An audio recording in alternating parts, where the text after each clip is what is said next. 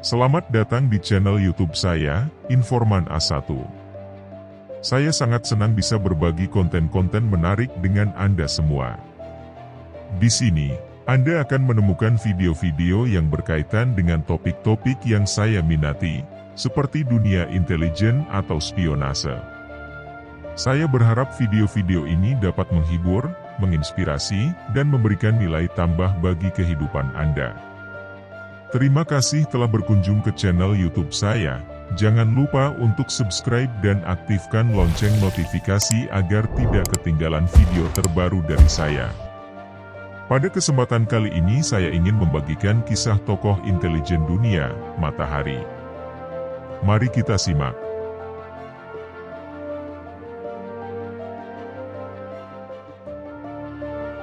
Popularitas dan spionase tampaknya merupakan kombinasi yang tidak mungkin. Siapa yang mengira bahwa Margaretha Zelle yang cantik, seorang penari Belanda yang memikat seluruh Eropa pada awal abad ke-20, dapat melakukan spionase yang begitu megah? Memang, siapa sangka dia akan dikenang sebagai salah satu mata-mata paling terkenal sepanjang masa. Seiring popularitasnya sebagai penari tumbuh, ia berkeliling ibu kota negara-negara Eropa, dari London hingga Roma, dari Wina hingga Berlin. Di Paris, karena popularitasnya, polisi dikerahkan untuk menjaga ketertiban dari mereka yang ingin melihatnya. Ada juga beberapa orang terkenal yang menjadi penggemarnya, termasuk putra Kaisar Jerman, putra mahkota Wilhelm. Namun popularitas Margaret tidak sama dengan popularitas saat ini. Dahulu kala, sebelum televisi, surat kabar, dan majalah terobsesi dengan kehidupan selebritas, wajahnya dengan cepat menghilang dari ingatan orang. Latar belakang Margaret sangat biasa. Ia lahir pada tahun 1876 di keluarga fashionista Belanda yang cukup kaya dengan istri orang Jawa. Ia mendapat perlakuan khusus karena dianggap sebagai anak yang luar biasa cantik. Tetapi ibunya meninggal ketika dia baru berusia 14 tahun, dan kemudian Margaretha masuk biara. Pada usia 19 tahun ia menikah dengan seorang tentara Belanda bernama Rudolf Macleod. Pasangan itu meninggalkan negara itu untuk tinggal di Jawa, yang kemudian menjadi koloni Belanda. Kehidupan pernikahan Margaret tidaklah mudah. Macleod kejam, peminum berat, dan tidak setia. Dia juga mencoba mengelabui kenalannya untuk berkompromi dengan istrinya dan kemudian memerasnya. Seorang putra lahir dari pasangan ini pada tahun 1896 dan kemudian seorang putri. Bocah itu diracuni oleh seorang pelayan yang melecehkan Macleod dan kemudian meninggal. Tak lama setelah peristiwa tragis itu, Margaretha menceraikan suaminya dan kembali ke Belanda bersama putrinya. Ketika Margaretha mendekati usia 30, dia sendirian dan tidak punya uang. Dia juga tidak memiliki cara tertentu untuk membangun hidupnya. Dia memiliki tubuh yang ramping dan ingatan samar tentang tarian Jawa yang dia pelajari selama masa kolonial, serta kecantikannya yang menakjubkan. Margaretha Zelle meninggalkan putrinya bersama keluarganya dan bertekad untuk menemukan kembali hidupnya. Dia sedang dalam perjalanan ke Paris dan tiba di sana sebagai penari oriental yang eksotis. Namanya kemudian menjadi Matahari, yang diterjemahkan menjadi Eye in the Morning. Dia segera mendapat pekerjaan di klub malam bergengsi dan menjadi bahan pembicaraan di setiap sudut kota. Margaretha juga seorang penari balet yang hebat dan dia tampaknya mendapat umpan balik positif dari dunia balet. Selama 9 tahun dia menjalani kehidupan seorang selebritas, dan penggemar terkenal dan kaya menghujani dia dengan uang dan perhiasan. Namun ketika Perang Dunia Pertama dimulai pada tahun 1914, kehidupan bahagia Margaret tiba-tiba berakhir. Dia berada di Berlin pada saat itu dan segera kembali ke Belanda. Hidup sangat gelap selama perang. Kemudian Margaretha hampir berusia 40 tahun dan untuk pertama kali dalam hidupnya dia merasa bosan. Sekarang dia merindukan kesenangan setelah menghabiskan 2 tahun perang duduk di rumah tanpa melakukan apapun di Belanda yang netral. Jadi, ketika seorang pengunjung asing mengetuk pintunya pada suatu malam di bulan Mei 1916, dia memberinya salam khusus. Dia adalah Karl Kramer, petugas pers di konsulat Jerman di Belanda, dan dia memiliki keinginan yang luar biasa. Carlos duduk bersamanya di meja makan. Ketika dia yakin hanya ada 2, Kramer berbicara. Di masa kejayaanmu, Kramer menjelaskan dengan lembut, kamu kenal beberapa orang paling berkuasa di Eropa. Apakah Anda akan mempertimbangkan untuk kembali langsung ke Paris dan berhubungan dengan orang-orang berpengaruh ini? Dan saat Anda melakukannya, mungkin Anda bisa terus mengikuti apapun yang mereka katakan? Margareta terlihat sangat penasaran, tetapi dia tidak menjawab. Kramer melanjutkan. Kami membayar biaya yang cukup besar untuk informasi tersebut, katakanlah 24.000 franc. Margareta membiarkan dirinya menunjukkan minat. Bisa jadi, Tuan Kramer, bisa jadi. Namun nyatanya Margareta sangat bersemangat. Apakah ada yang lebih baik daripada menjadi mata-mata? Kramer kembali ke rumah beberapa hari kemudian dengan tas kulit kecil. Isinya 24.000 franc dan 3 botol kecil. 2 diantaranya diisi dengan cairan transparan pucat sementara yang lainnya berwarna biru kehijauan. Kramer menjelaskan, Dear Miss Zelle, ini adalah tinta yang tidak terlihat. Sekarang perhatikan. Basahi dulu selembar kertas ini dengan cairan dari botol pertama lalu tuliskan informasi yang penting bagi saya dengan cairan dari botol kedua. Kemudian oleskan cairan biru kehijauan di atasnya dan biarkan mengering. Margareta menyaksikan dengan penuh minat. Kramer terlihat seperti pesulap yang memamerkan trik sulapnya. Kemudian Anda dapat menulis surat di dalamnya menceritakan tentang balet yang Anda lihat tadi malam, pudel favorit Anda atau yang lainnya. Kemudian ketika surat itu sampai kepada saya memercikkan bahan kimia lain di atasnya, pesan di bawah muncul dan terbaca dengan jelas. Kramer hampir menambahkan, pastikan Anda melakukannya dengan benar. Jika Anda tertangkap, Anda bisa ditembak. Tapi dia merasa bahwa di dunia Margaret itu akan menjadi ukuran realitas yang sulit. Namun, Karl memberinya alias itu akan disebut H21. Margareta kembali ke Paris dengan susah payah. Saat itu, perbatasan antara Perancis dan Belanda yang merupakan wilayah netral dijaga ketat dan polisi perbatasan hanya mengizinkan orang dengan izin khusus untuk menyeberang antar negara. Saat itu, Margareta menunjukkan betapa pentingnya dirinya. Dia mengenal banyak orang penting di Perancis. Dia juga membawa serta beberapa surat penting dari politisi dan pejabat militer senior untuk dikirim ke konsulat Perancis di Amsterdam, yang kemudian berfungsi untuk membujuk pejabat di sana agar mengeluarkan dokumen perjalanan yang kuat. Margareta tidak menganggap serius pekerjaan mata-matanya. Baginya, pekerjaan hanyalah sebuah permainan, kesempatan untuk menghabiskan 24.000 franc. Beberapa laporan, ditulis dengan tinta tak terlihat, dikirim ke Kramer, tetapi Margareta menghabiskan sebagian besar waktunya untuk tetap berhubungan dengan teman-teman lama dan mengunjungi tempat-tempat yang pernah dia kunjungi di masa kejayaannya. Bahkan, dia menikmati hidupnya. Meskipun Margareta tidak menganggap serius tugas mata-matanya, Dinas Rahasia Perancis dan Inggris juga tidak. Mereka menerima laporan bahwa Margareta mungkin mata-mata Jerman dan mengawasinya dengan cermat. Tetapi tidak ada tindakan yang menjadi alasan untuk percaya bahwa kecurigaan mereka benar. Di Paris Margareta bertemu dengan seorang prajurit muda Rusia bernama Vladimir de Maslov, dan mereka jatuh cinta. Suatu hari Vladimir, yang bertempur di perbatasan Prancis, terluka di front barat.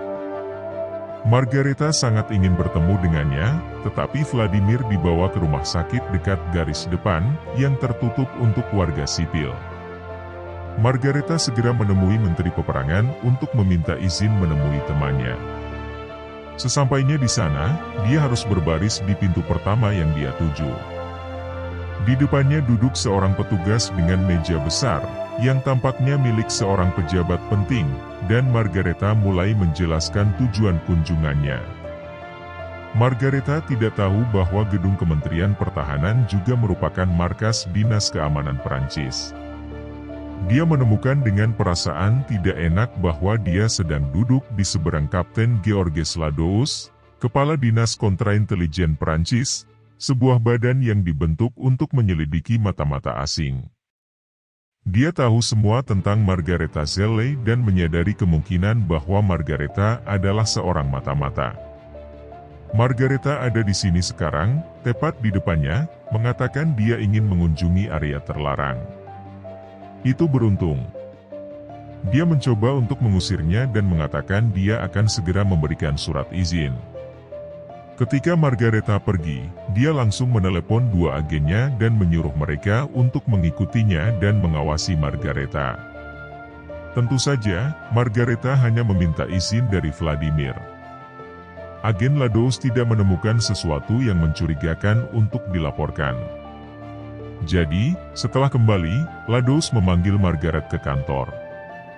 Seperti Karl Kramer, dia tahu bahwa Margaretha memiliki banyak teman di masyarakat kelas atas. Dia menawarkan jika dia mau melakukan perjalanan kembali ke Jerman dan menjalankan spionase kecil-kecilan untuk Perancis. Nasib memberinya tangan keberuntungan baru. Tapi dia dengan tenang menatap mata Ladoux dan menagihnya 1 juta franc. Ladoux berusaha sangat keras untuk menjaga wajahnya tetap lurus. Jumlah yang diminta lebih dari selusin yang bisa diberikan agen terbaiknya. Lalu dia berkata langsung ke Margaretha, "Nona Zelle, Anda benar-benar orang asing bagi kami. Kami tidak tahu apakah kami dapat mempercayai Anda, dan bahkan jika kami bisa, saya hanya dapat membayar Anda 25.000 franc untuk pekerjaan ini." Margaret tidak peduli. Sepertinya situasi ini semakin parah. Dia melakukan kesalahan fatal, dia sudah menandatangani surat kematiannya sendiri. Dia ingin menunjukkan betapa berharganya dia dan membual tentang hal itu. "Saya kenal seseorang yang bisa mengatur segalanya untuk saya di sini di Jerman. Namanya Kramer." Ladoux mengenal orang ini. Jika Margaretha Zelle adalah temannya, kemungkinan besar dia adalah mata-mata Jerman. Dia meminta Margaretha untuk kembali ke Belanda menunggu perintah. Margaretha pulang ke rumah melalui laut, namun dalam perjalanan kapalnya dihentikan oleh kapal Inggris di Selat Inggris. Inggris sedang mencari agen Jerman berbahaya bernama Clara Benedict dan mereka memiliki foto wanita yang mereka cari. Sayangnya, Margaretha terlahir sama dengan Clara. Karena itu, dia langsung ditangkap dan dibawa ke Inggris. Dia diinterogasi selama 2 minggu.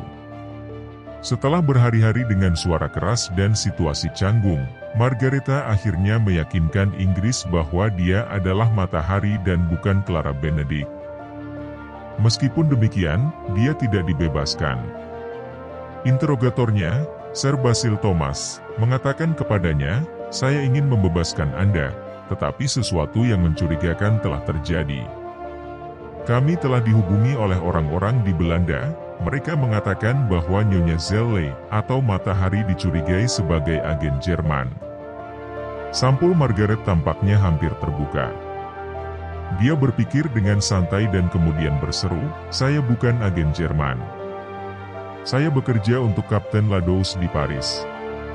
Thomas segera menghubungi Ladoux.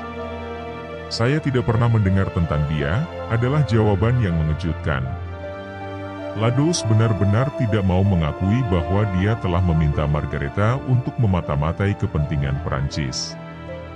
Akhirnya Inggris melepaskan Margaret. Thomas memberinya tempat di kapal menuju wilayah netral di Spanyol dan memperingatkan dia untuk menghentikan apa yang dia lakukan karena ini adalah permainan yang sangat berbahaya.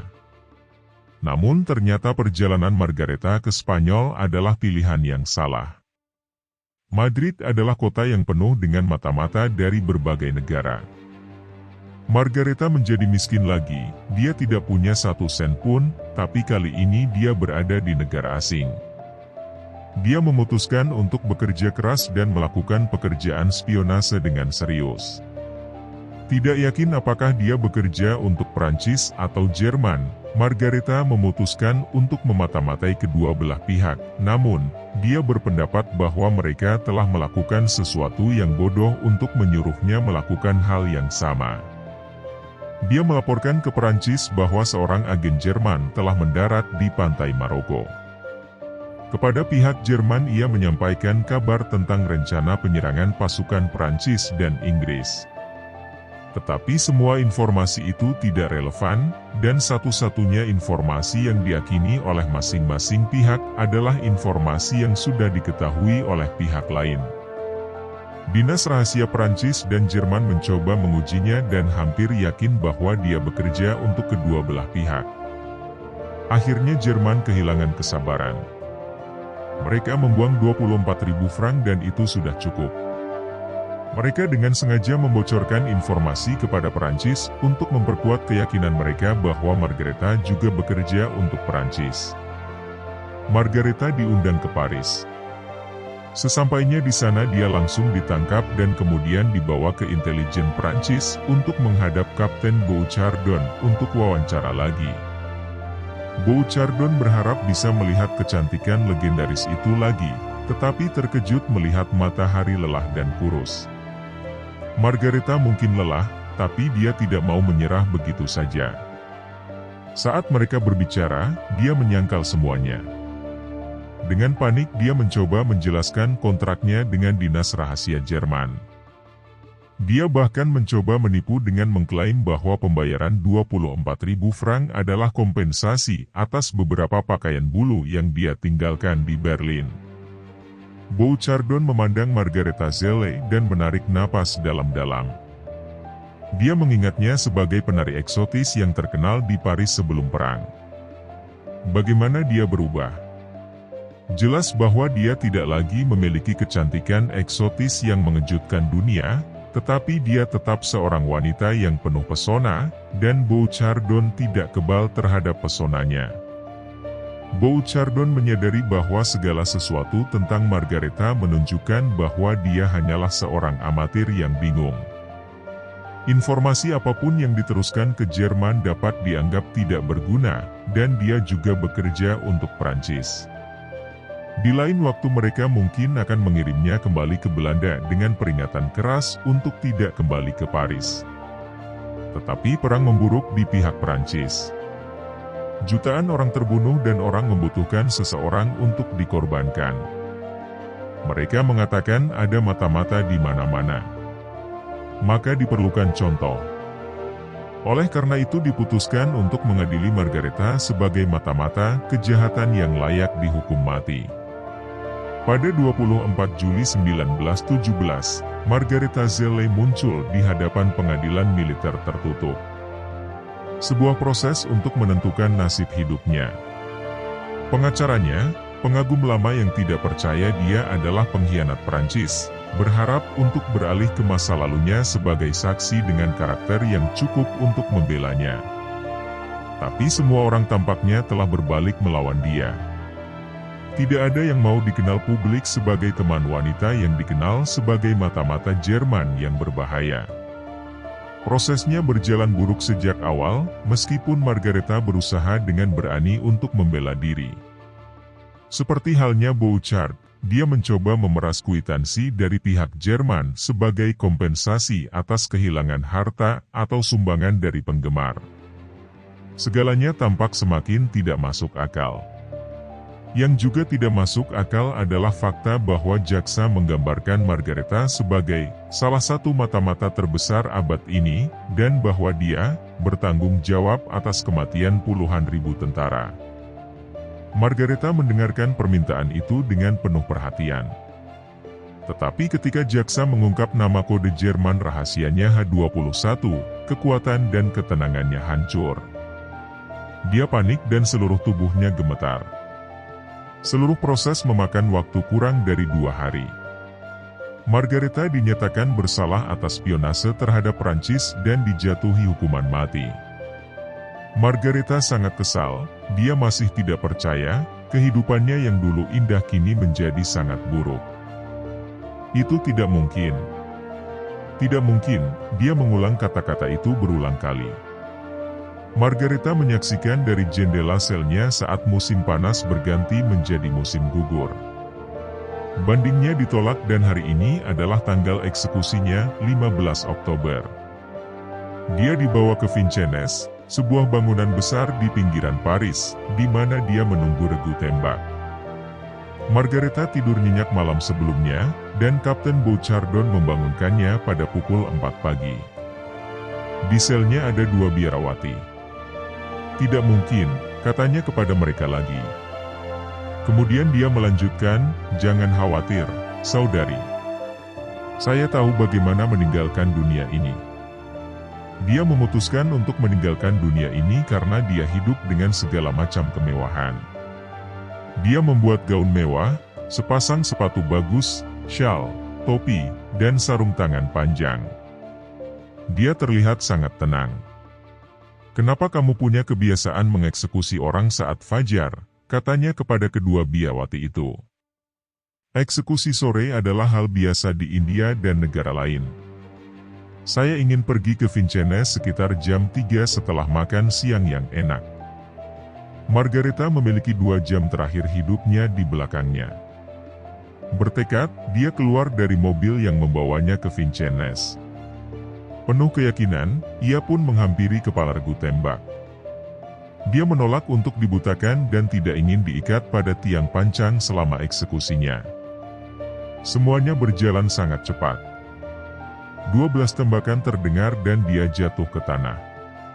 Saat kabut pagi menghilang, tubuh yang telah menyihir dunia ditempatkan di peti mati dan dibawa pergi. Ini berjalan dengan baik. Matahari tetap menjadi subjek yang menarik di dunia spionase. Banyak fotografer terus memposting gambar penari di masa jayanya, memastikan bahwa dia tetap terkenal lebih dari 80 tahun setelah kematiannya. Nama panggungnya digunakan sebagai deskripsi untuk segala sesuatu yang berhubungan dengan wanita cantik yang menjadi mata-mata. Yayasan Matahari, sebuah organisasi yang didirikan untuk memastikan bahwa Margaretha tidak bersalah atas tuduhan terhadapnya, didirikan di Belanda dan para anggotanya terus berharap suatu hari nanti Margaretha akan menerima amnesti resmi. Kisahnya menjadi sumber beberapa film, bahkan pembuatan film James Bond, ia menjadi simbol klasik kemewahan dunia spionase. Dia memerankan Greta Garbo dalam film tahun 1931 Matahari. Seperti banyak film lainnya, kebenaran cerita itu terkubur dalam cerita lakon yang berkisah tentang perselingkuhan Matahari dengan Vladimir Maslov. Dalam film tersebut, dia mengirim pesan kepada pacarnya bahwa dia meninggal di rumah sakit, bukan ditembak. Film lain tentang hidupnya dibuat pada tahun 1985, kali ini dibintangi oleh Sylvia Kristel. Pada akhir 1990, Margaretha kembali menjadi berita karena alasan yang sangat aneh. Setelah dieksekusi, kepalanya disimpan di museum pribadi, tetapi dicuri dan tidak ditemukan untuk waktu yang lama. Daya tarik Matahari berlanjut hingga abad ke-21, dan baru-baru ini perangkat lunak untuk mengekstraksi informasi online yang sulit ditemukan dinamai menurut namanya. Matahari.